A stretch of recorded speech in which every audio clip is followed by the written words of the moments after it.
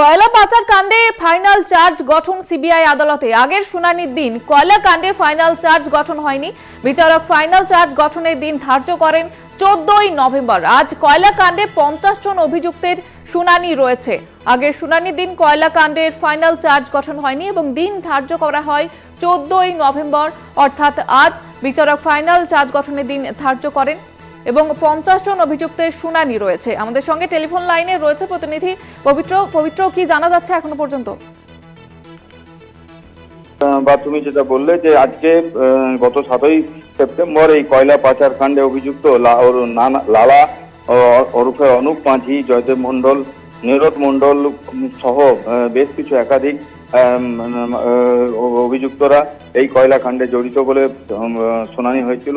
এবং এই কয়লা কাণ্ডের শুনানিতে সেদিন তুমি জানো যে যখন চার্জ গঠন হয় তখন যাদের নামে অভিযোগ আছে সেই প্রত্যেক অভিযুক্তকে সেদিন আদালতে হাজির থাকতে হয়। কিন্তু 2 থেকে 3 জন অভিযুক্ত সেদিন আদালতে উপস্থিত ছিলেন না।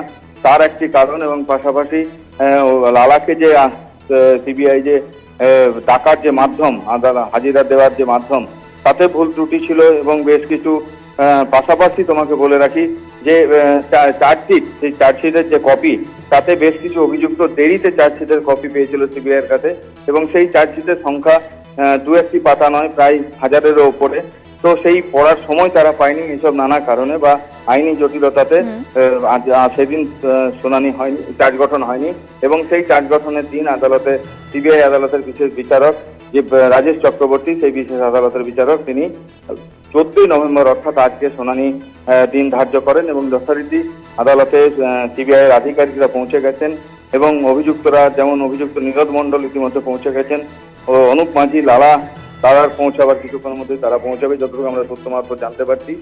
এবার এখন অপেক্ষা কতক্ষণে শুনানি হয়। শুনানি হওয়ার পর যে আজকে চার্জ গঠন হয় কিনা তা জানতে পারা যাবে। ধন্যবাদ জানাবো তোমাকে পবিত্র। আমাদের সঙ্গে টেলিফোন লাইনে ছিলেন প্রতিনিধি পবিত্র বন্দ্যোপাধ্যায়। কয়লা পাচার কাণ্ডে ফাইনাল চার্জ গঠন সিবিআই আদালতে। আগের শুনানির দিন কয়লা কাণ্ডে ফাইনাল চার্জ গঠন হয়নি এবং বিচারক ফাইনাল চার্জ গঠনের দিন ধার্য করেন 14ই নভেম্বর এবং আজ কয়লা কাণ্ডে 50 জন অভিযুক্তের শুনানি।